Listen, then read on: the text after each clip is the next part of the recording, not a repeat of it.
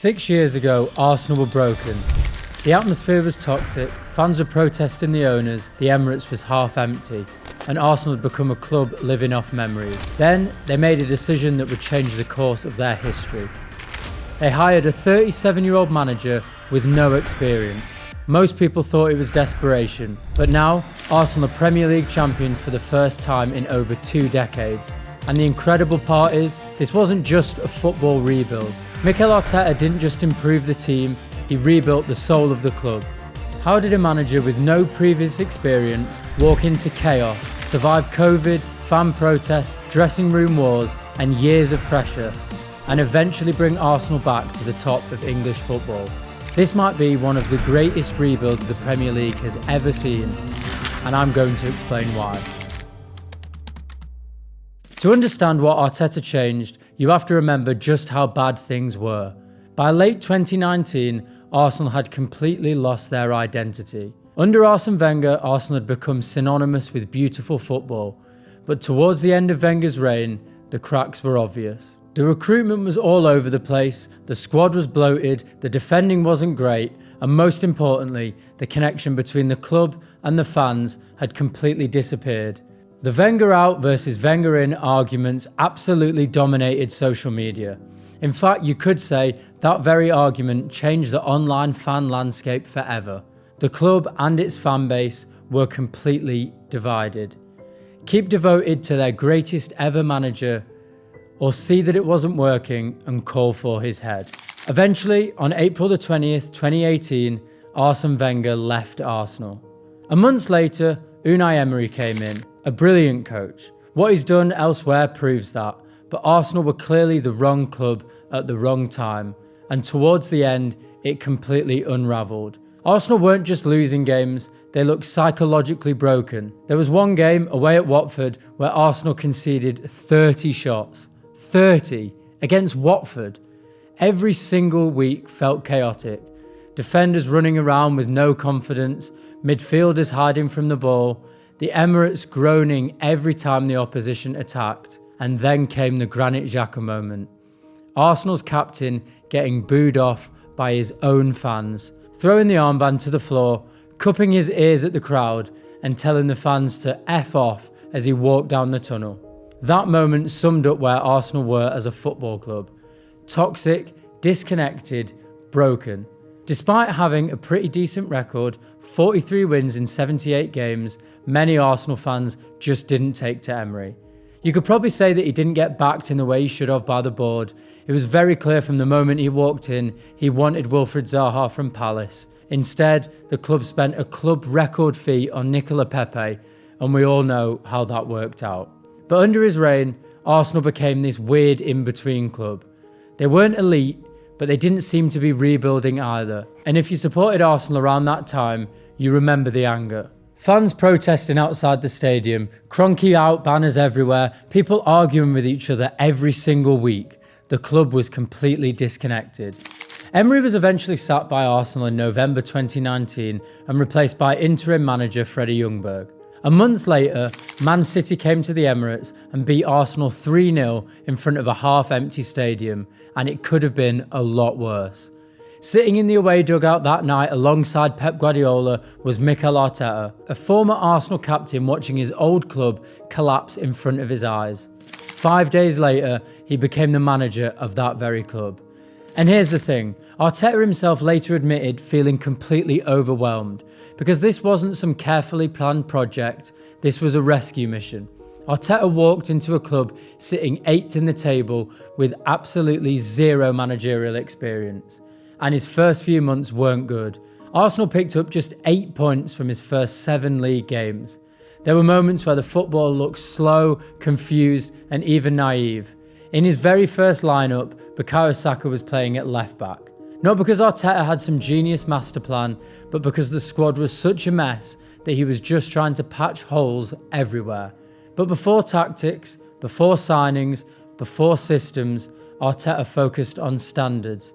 He introduced what he called the non-negotiables: respect, commitment, passion. And if you didn't meet those standards, you simply didn't play.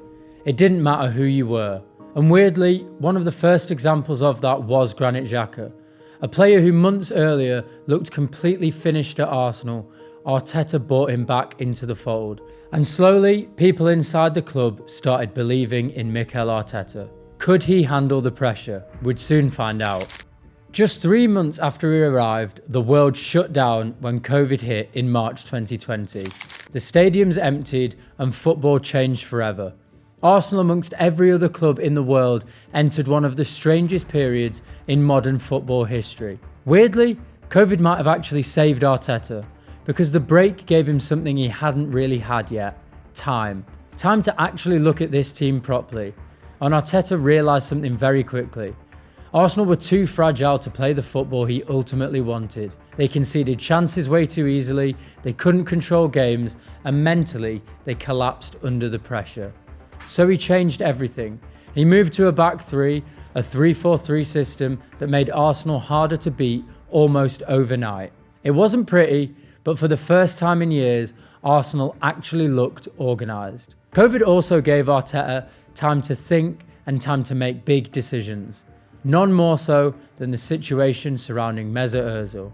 The record signing from Real Madrid, a World Cup winner, one of the most naturally gifted footballers the Emirates had ever seen, but after COVID, he just disappeared. No explosive fallout, no dramatic public argument, no huge announcement. 1 week he's involved, football stops because of the pandemic, and when it returns, he's suddenly nowhere to be seen. At first, people assume it's tactical, then there's talk of injuries, fitness, selection decisions, but as the weeks go by, fans start realising something bigger is happening. Because this wasn't just any player, this is Mesut Ozil, Arsenal's highest paid player, one of the biggest names in world football, and Arsenal had completely frozen him out. And then came the moment that everything felt final. In October 2020, Arsenal left Mesut Ozil out of their Premier League squad altogether. Not dropped, not rotated, completely omitted. A player who had started every Premier League game under Arteta before the COVID break suddenly couldn't even make the 25-man squad. And that's when the reality really hit Arsenal fans. One of the biggest players of the Emirates era was effectively finished at the football club. What made the whole thing stranger was the timing. Just months earlier, Ozil had publicly spoken about the treatment of Uyghur Muslims in China, comments that generated huge international attention. Arsenal quickly distanced themselves from those views publicly, stating that the club remained completely politically neutral. But after that moment, the situation around Ozil seemed to completely change. And because nobody at the club ever properly explained what was happening, supporters started filling in the blanks themselves. Is this political? Is this just football? What's actually going on here? To this day, nobody outside the club truly knows the full story.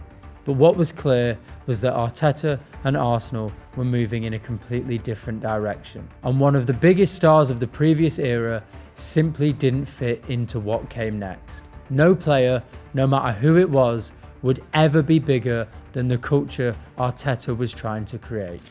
The summer of 2020 was the first real glimpse of what Arteta wanted Arsenal to become. Arsenal spent 50 million on Thomas Partey from Atletico Madrid, a powerful, experienced midfielder who looked exactly the kind of player Arsenal had been missing for years. They also signed Gabriel Magalhaes from Lille for around £20 million, a relatively unknown defender at the time, but one who would quickly become one of the foundations of Arteta's defence. And for the first time in a long time, Arsenal actually looked like they had a plan.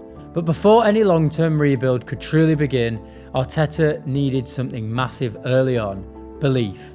And weirdly, the FA Cup gave him exactly that. The 2019-2020 FA Cup run gave Arteta a lot of time.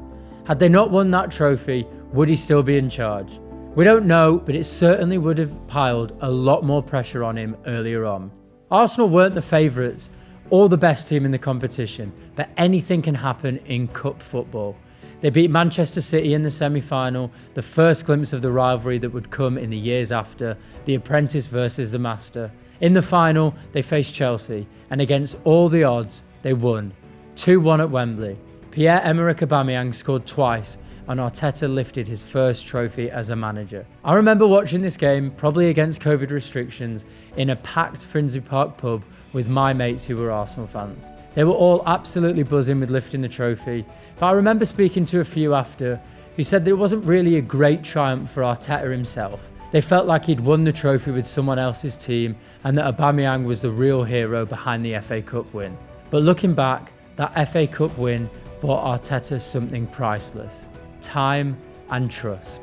Not from pundits, not from rivals, but from the players and from large sections of his own fan base. It also showed something deeper about how Arteta could get Arsenal to play, and maybe laid the foundations for the Arsenal we see now. Because in that cup run, they weren't dominant every game, they weren't always flashy, but they were organised, disciplined, and hard to beat. And in knockout football, that matters more than anything else. Still, the early league form after that win showed how fragile the project still was.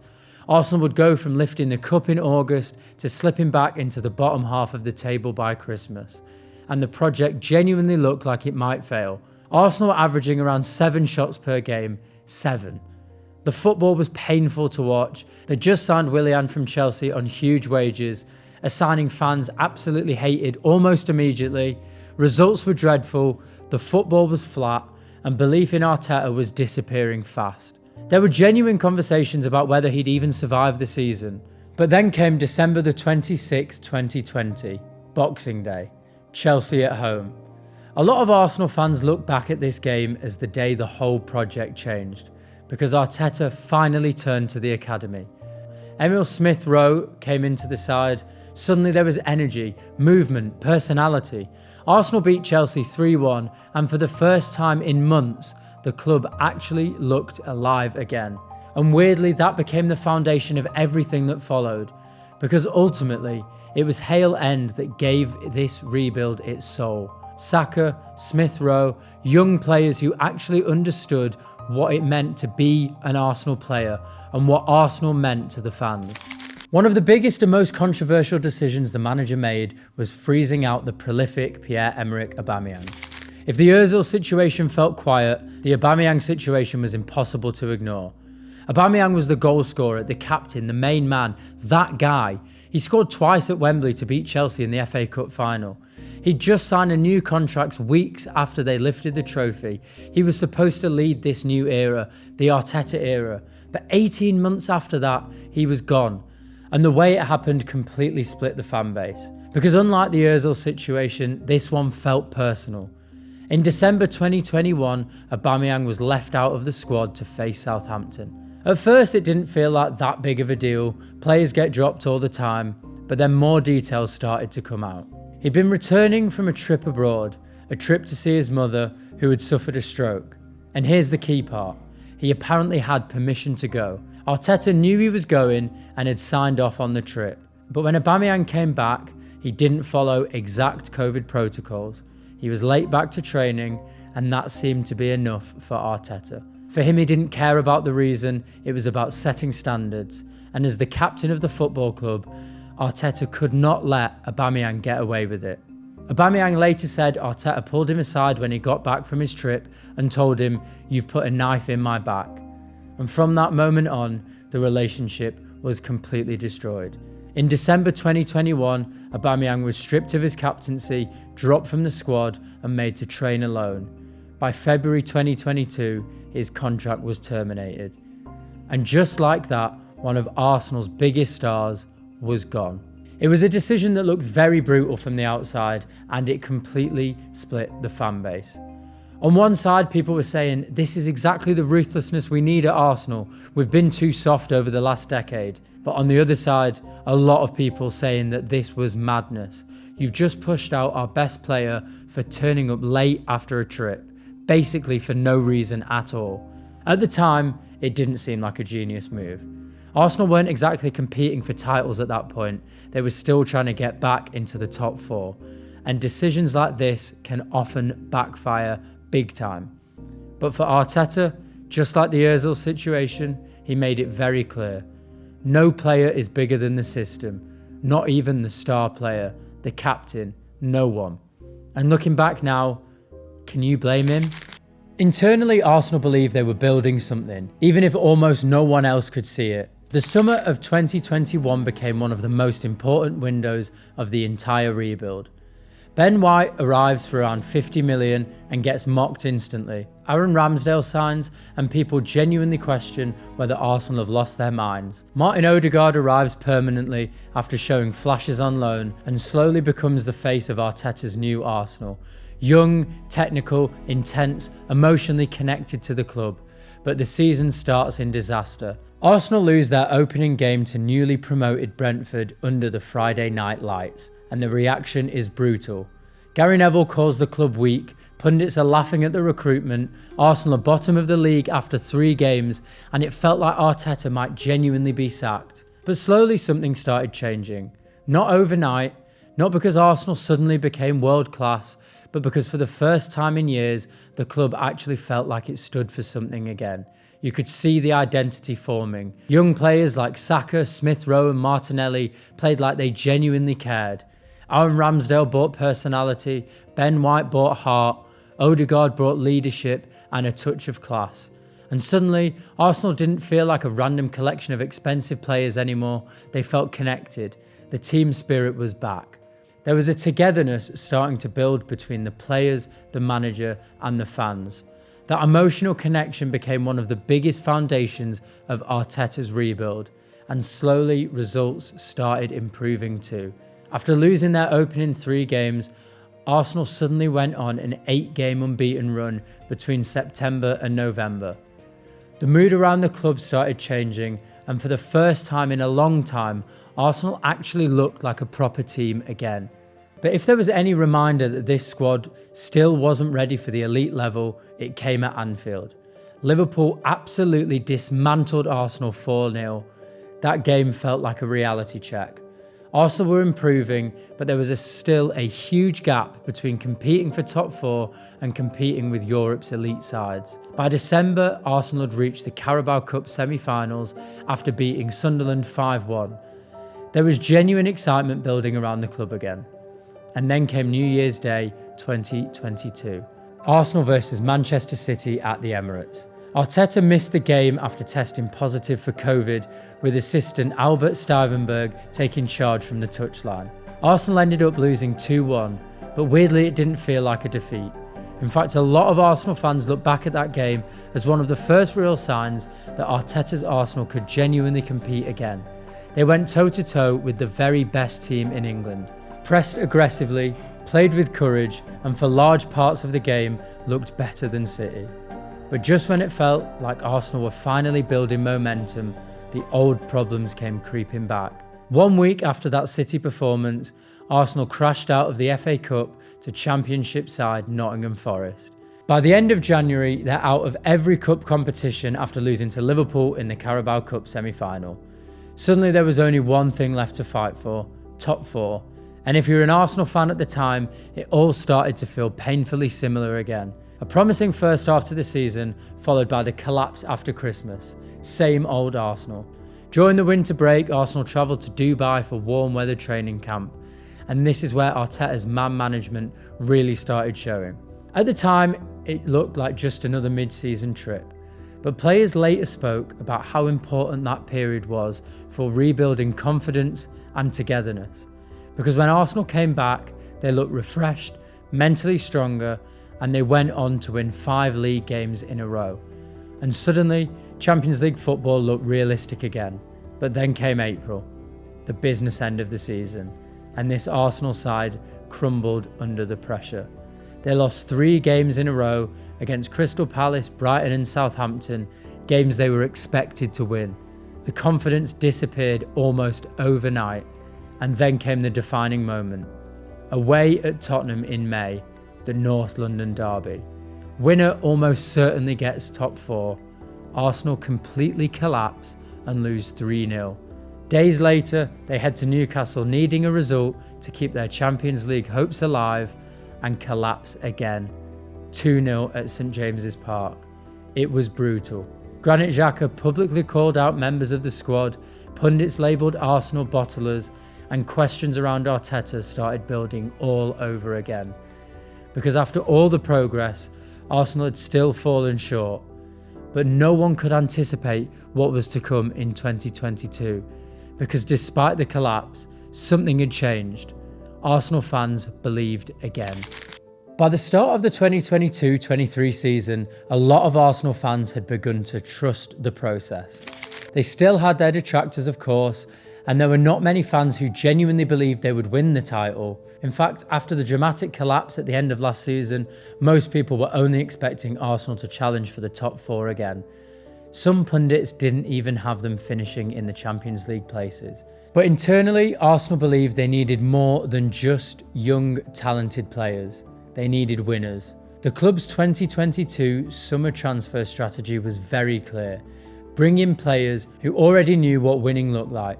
Gabriel Jesus arrives from Manchester City. Alexander Zinchenko arrives too. Around £80 million spent on two players City was seemingly happy to let go. At time, a lot of rival fans mocked the deals.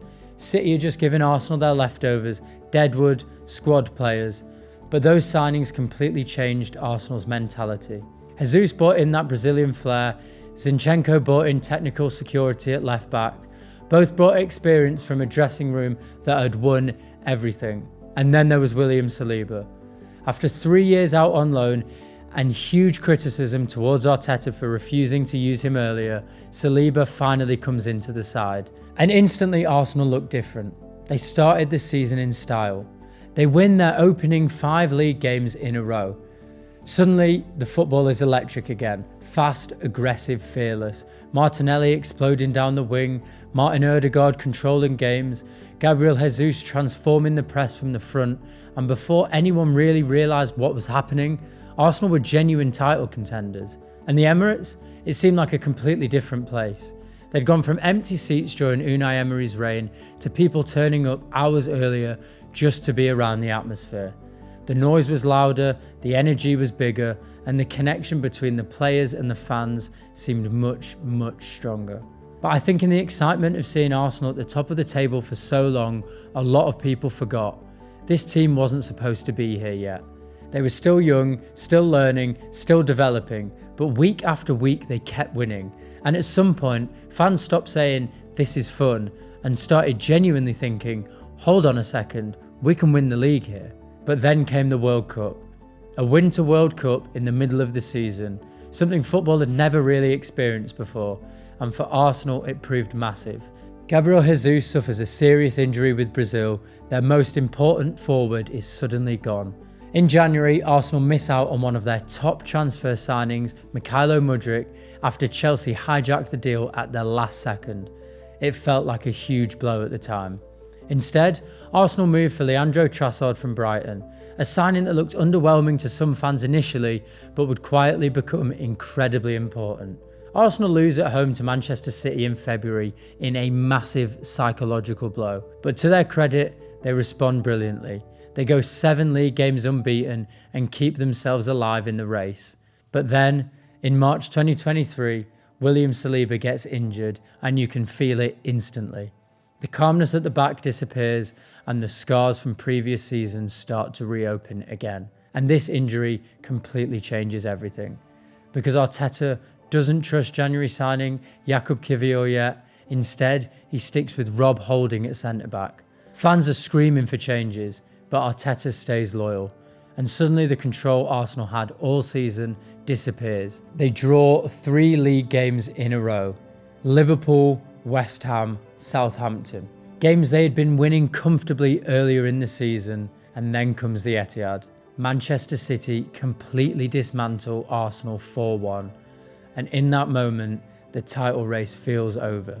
But emotionally, it feels like something else has been ripped away, because they were top for 248 days. 248, the most ever without winning the league. They bottled it, said football fans across the country, and that's when the doubts come back. Not just from rivals, but from Arsenal fans themselves. Is Arteta really good enough? Has he taken us as far as he can? Do we need someone else to get us over the line? And you have to remember, there are still scars from the earlier years, still people waiting for it to go wrong, and now they feel justified again. And these doubts definitely didn't disappear the next season either. If anything, the doubts grew, because Arsenal go again, but this time they're stronger, better, more experienced. Declan Rice comes in for a British record fee, a huge signing, a massive statement. But the biggest sign of Arteta's evolution actually came a few weeks earlier. Kai Havertz, £60 million from Chelsea, a signing that genuinely stunned all football fans. Havertz looked completely finished at Chelsea, low confidence, out of form, and Arsenal had basically paid full price for him. But this transfer revealed something important about Arteta. He was changing. The free-flowing, lightweight Arsenal side from earlier years was slowly disappearing. Arteta wanted power now, dual winners, physicality, control, height. In many ways, this football was beginning to look a lot less like Pep Guardiola and more like a modern version of David Moyes, who he'd played for years earlier. Structured, aggressive, elite defensively, and ruthless from set pieces. The side looks way more complete, and again, they're right there, in the title race, pushing Man City all the way, and this season felt different. Arsenal weren't just exciting anymore, they looked serious, mature, hard to beat. They go unbeaten from August to October and start looking like one of the best teams in Europe. Declan Rice transforms the midfield. William Saliba looks world class. Gabriel becomes a monster defensively, and for the first time in years, rival fans genuinely fear Arsenal. But yet again, they fall short. Second place again. And the frustrating part, the margins were tiny. Drop points against Villa, Fulham and West Ham in December ultimately come back to haunt them. Then, after returning from their winter training camp in Dubai, Arsenal go on another ridiculous run. Unbeaten from January to April, 36 goals in 11 games. They looked unstoppable. But once again, April comes around and it kills them. Aston Villa beat Arsenal at the Emirates, and suddenly the momentum swings back towards Manchester City. It goes all the way to the final day, but Arsenal finish second again. This time by just 2 points. They win 28 league games this year, their highest since 1970. They finish on 89 points, title-winning numbers in almost all seasons. And this one seemed to hurt in a different way, because now it's not about inexperience. Now it's not we're early, now it's what are we missing? And once again, inside the fan base, it's split. Some are saying look at the progress, trust it. Others are saying we've seen this before, when it matters, we fall short. And that word starts getting thrown around again. Mentality. Arteta is now 4 years into the project. 1 FA Cup, millions of pounds spent, and 2 failed title races. And the pressure is building again. But after the final game of the season, Arteta stands in front of the Emirates crowd and delivers a message that almost feels like a warning. Don't be satisfied. We want much more than that, and we are going to get it.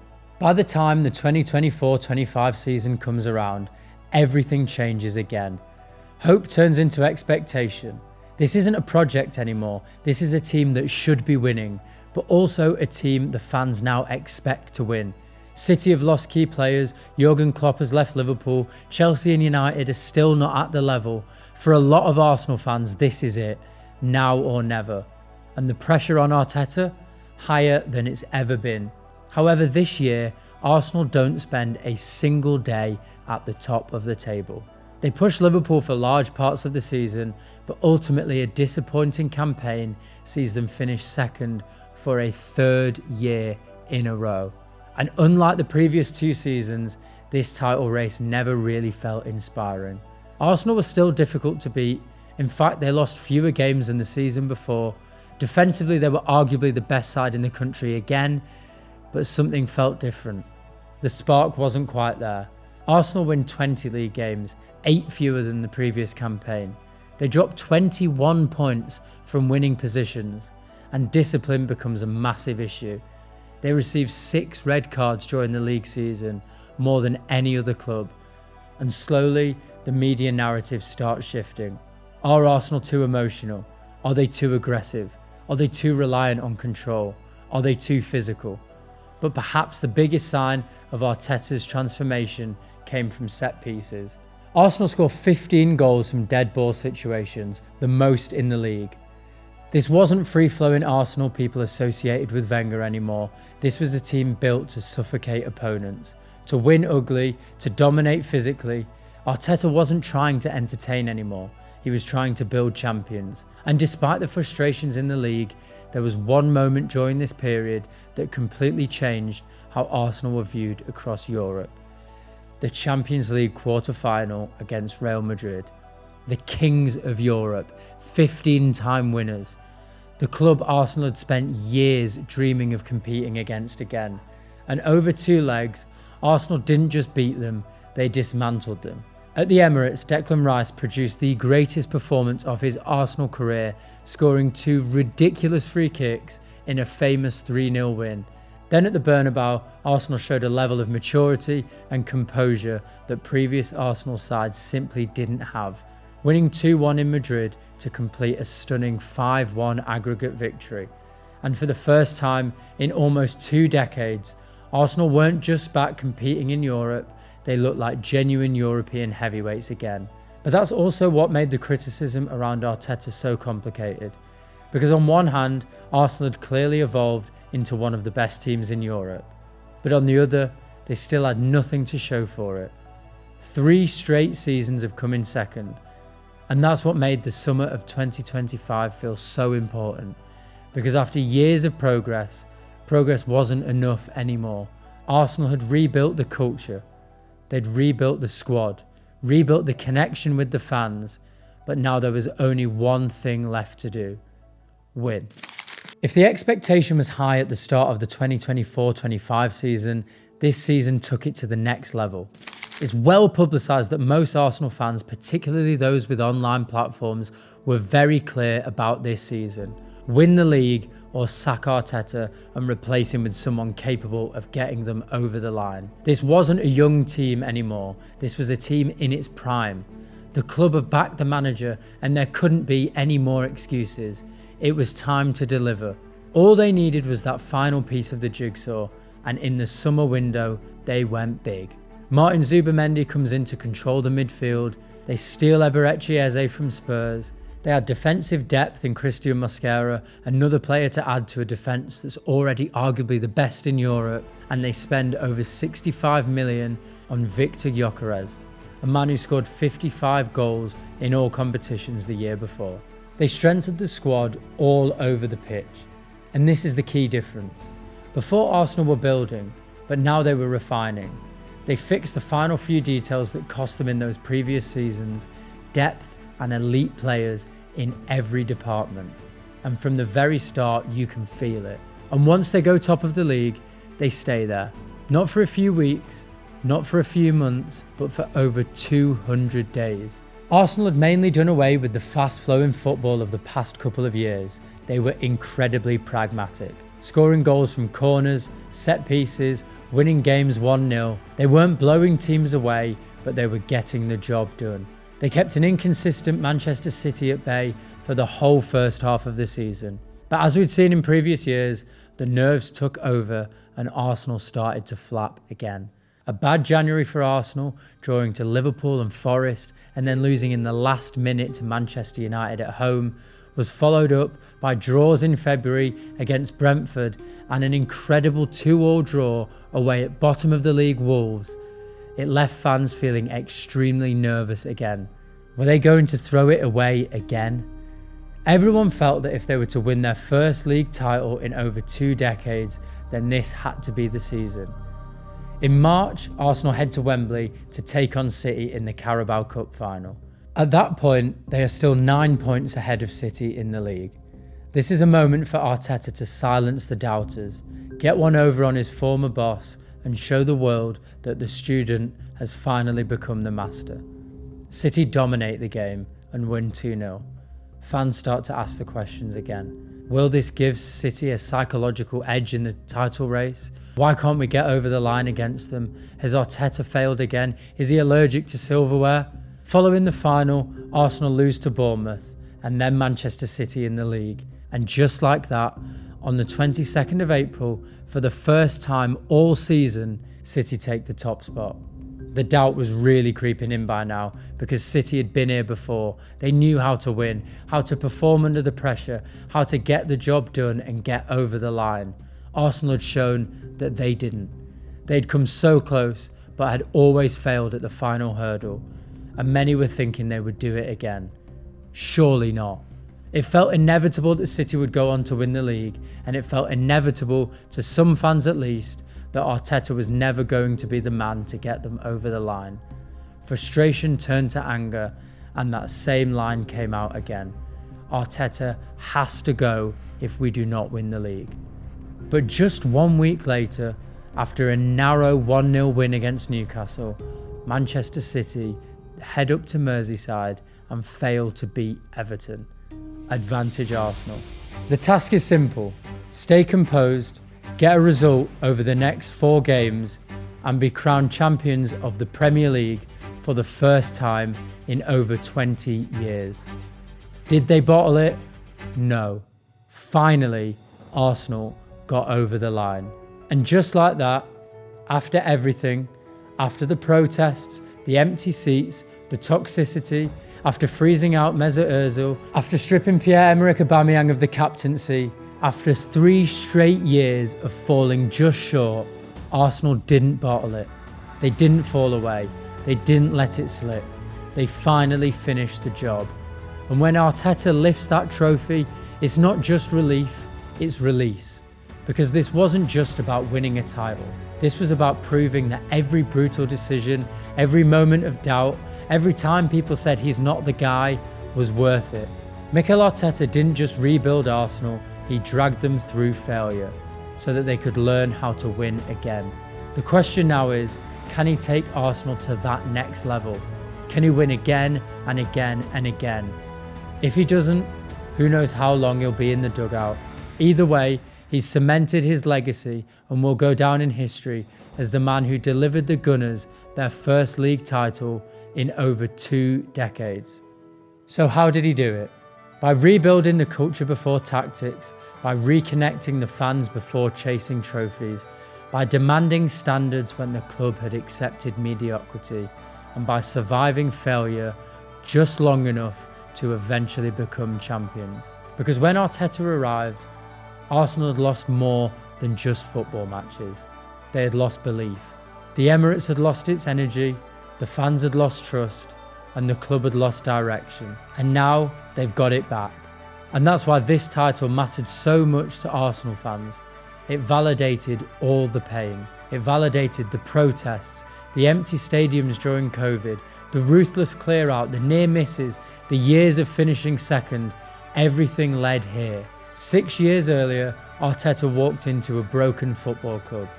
Now he's delivered Arsenal's first Premier League title since the Invincibles. That's not just improvement, that's one of the greatest rebuilds in modern English football. So what happens next? Do Arsenal create a dynasty? Do they win the Champions League? Or was this the peak? Let us know in the comments, and don't forget to subscribe, hit that notification button, and we'll see you again soon, right here on Deep Dives.